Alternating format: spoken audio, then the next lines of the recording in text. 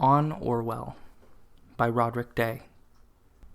The only people who misunderstand George Orwell's 1984 are those that go around trying to imagine it has a leftist message. It is mistaken to imagine that children in the English-speaking world get his work drilled into them like a mantra because somehow genuine socialists manage to sneak his work past a censor that banishes the likes of Karl Marx and Malcolm X. The less complicated reading is the correct one. It's an anti-communist book that the establishment pushes and the right adores and cites constantly because it is effective anti-communist propaganda. Let's part from a very basic fact. The CIA loves Orwell.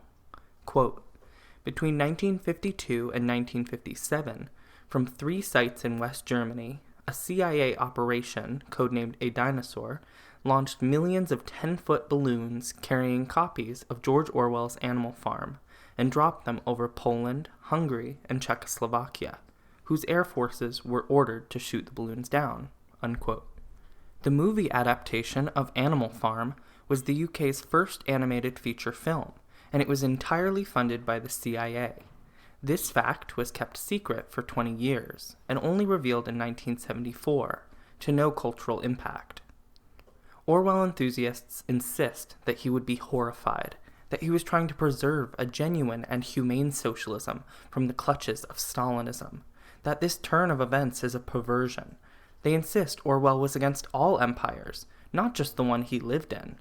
However, his life and his work rather undermine this interpretation.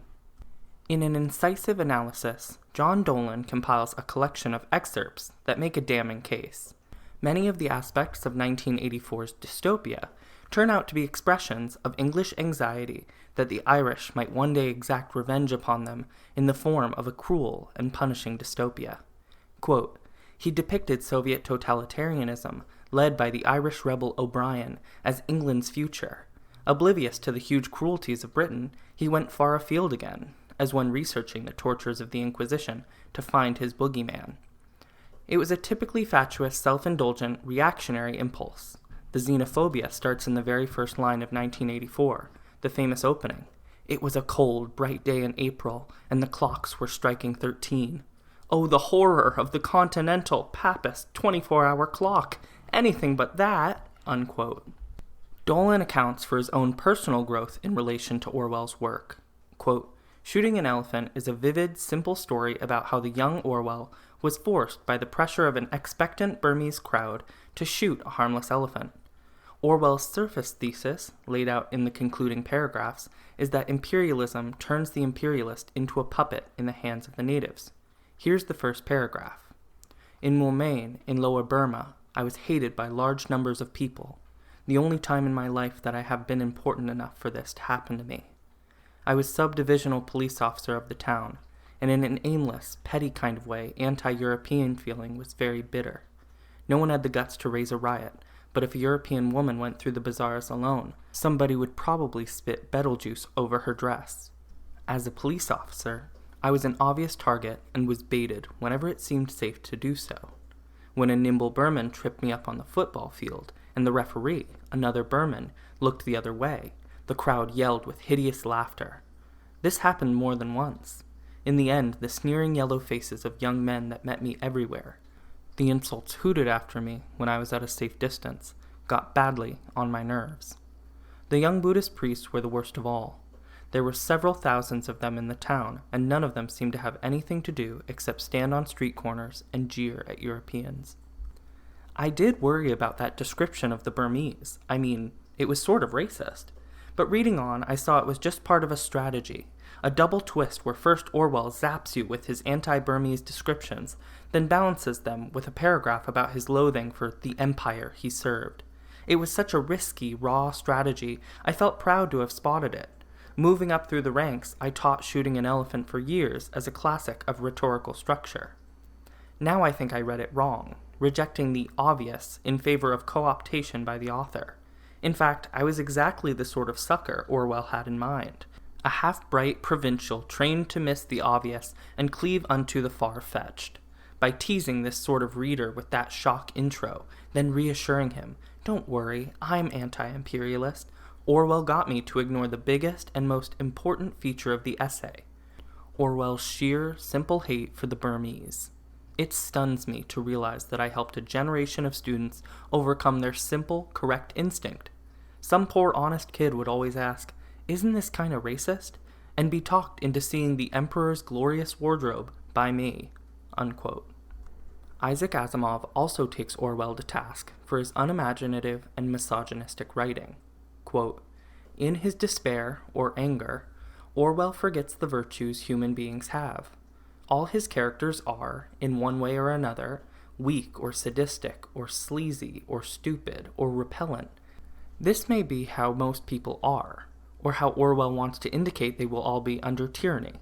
But it seems to me that under even the worst tyrannies, so far, there have been brave men and women who have withstood the tyrants to the death, and whose personal histories are luminous flames in the surrounding darkness. If only because there is no hint of this in 1984, it does not resemble the real world of the 1980s. Nor did he foresee any difference in the role of women or any weakening of the feminine stereotype of 1949. There are only two female characters of importance. One is a strong, brainless prole woman who is an endless washerwoman, endlessly singing a popular song with words of the type familiar in the 1930s and 1940s, at which Orwell shudders fastidiously as trashy, in blissful non-anticipation of hard rock. The other is the heroine, Julia, who is sexually promiscuous, but is at least driven to courage by her interest in sex, and is otherwise brainless. When the hero, Winston, reads to her the book within a book that explains the nature of the Orwellian world, she responds by falling asleep. But then, since the treatise Winston reads is stupefyingly soporific, this may be an indication of Julia's good sense, rather than the reverse. In short, if 1984 must be considered science fiction, then it is very bad science fiction." Unquote. Jones Manuel expresses his anger at the way working-class people were represented in Animal Farm. Quote, "Orwell spends the entire book describing generations of animals as easily confused, dumb, stupid, illiterate, amnesiac, the entire book. The main target of this book's critique aren't the revolutionaries or communism, it's the working class." George Orwell writes from an aristocratic ethos.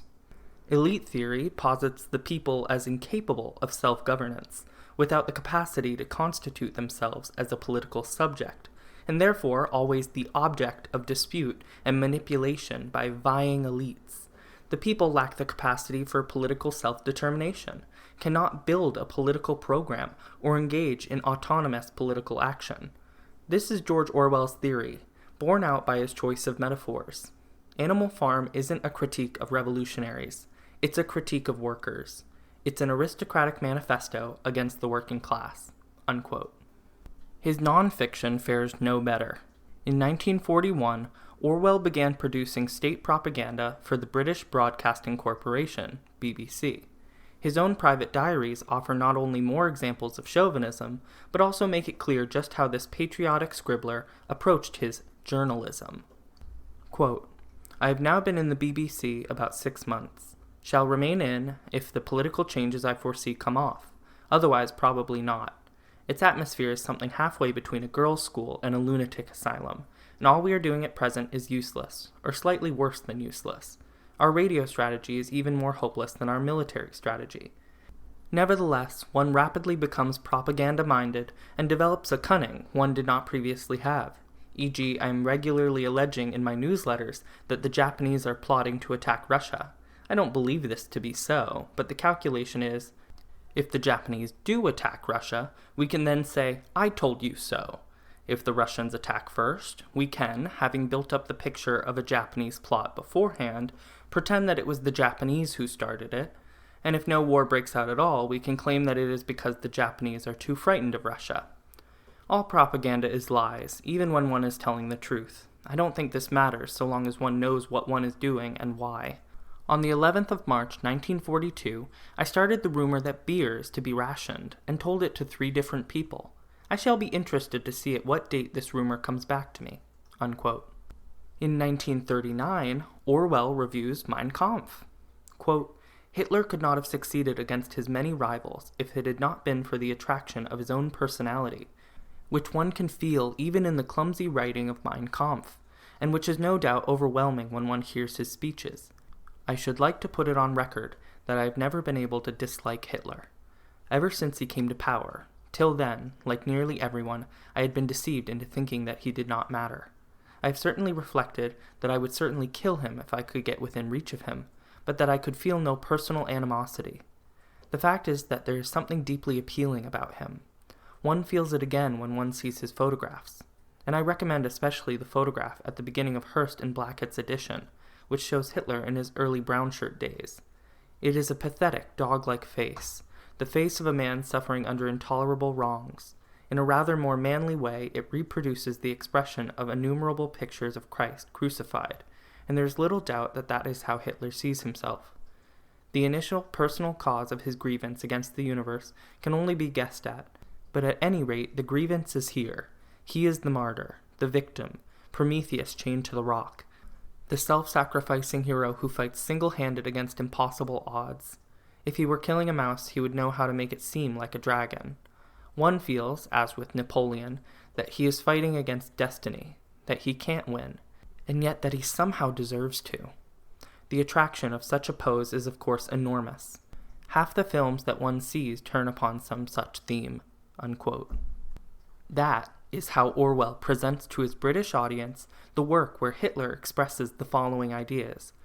Quote, "The cunning Jew was happy with an influx of Negroid blood in France, which was infecting the white race with the blood of an inferior stock, in order to destroy the foundations of its independent existence, and turning that region bordering Germany into a playground for hordes of African," and he says the N-word, unquote. A few years later, in 1943, frustrated that victory over the Nazi menace had bestowed immense prestige upon the Soviets, this professional BBC propagandist would assault fellow socialists by insisting that willingness to criticize Russia and Stalin is the test of intellectual honesty. Orwell did not limit himself to purely abstract interventions in the capacity of fiction writer or literary reviewer. He also used his position within Britain's intellectual community to snitch on behalf of empire. In 1949, he enthusiastically collaborated with the IRD, an anti-communist propaganda unit of the British Foreign Office.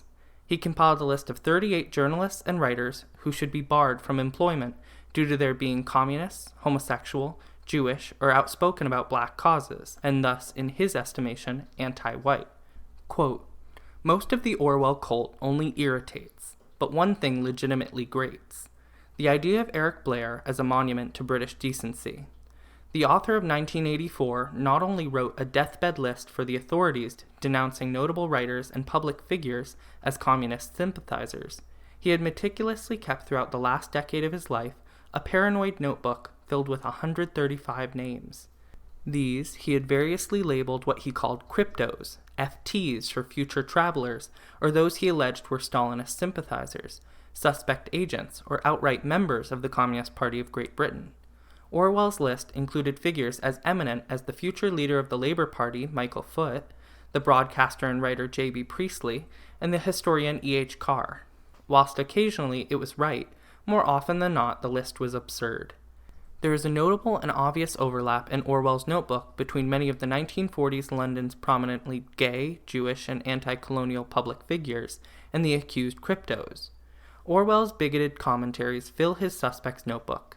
Jews are clearly labeled Polish Jew, English Jew, Jewess, while others were mislabeled. Charlie Chaplin? Jewish? ? The African-American-based singer and future civil rights activist Paul Robeson finds himself in Orwell's list with the note, "very anti-white," whilst the half-Jewish poet Stephen Spender is damned as a sentimental sympathizer, tendency towards homosexuality. Orwell was a British McCarthyite before the hour. It was only Orwell's death in 1950 that saved his reputation from his paranoia." Unquote. Faced with all of this damning evidence of extremely poor character, Orwell enthusiasts recurred to invoking his commitment, in the flesh, to the fight against fascism in Spain, as proof that he still had more courage than his critics. Contemporary accounts of that period, however, also cast doubt on this reinvention. Quote, "Much time was also spent engaged in political arguments, where the conflicting party lines were debated over and over. Orwell did not endear himself to his comrades by laughing at what he felt to be their political naivete. Like Pollitt and McNair before them, many volunteers were acutely aware of Orwell's cut-glass Eton accent, and East Londoner Frank Frankfurt said he disliked the supercilious bastard on sight. He really didn't like the workers. It was his attitude in discussions that I didn't like. His attitude towards the working class. 2 or 3 of us said that he was on the wrong side. He should be on the other side. I rather think he fancied himself as another Bernard Shaw. There was no depth to his socialism at all. April saw the arrival of copies of The Road to Wigan Pier, in which Orwell made the infamous claim that the middle classes were taught that the working class smelled. Neither this nor his habit of setting aside time every day to write helped to ingratiate Orwell with his working class comrades.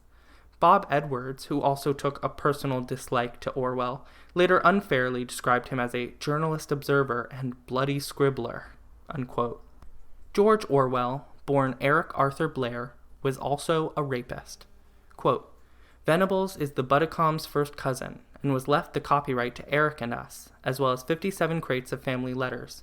From these she made the shocking discovery that in 1921, Eric had tried to rape Jacintha.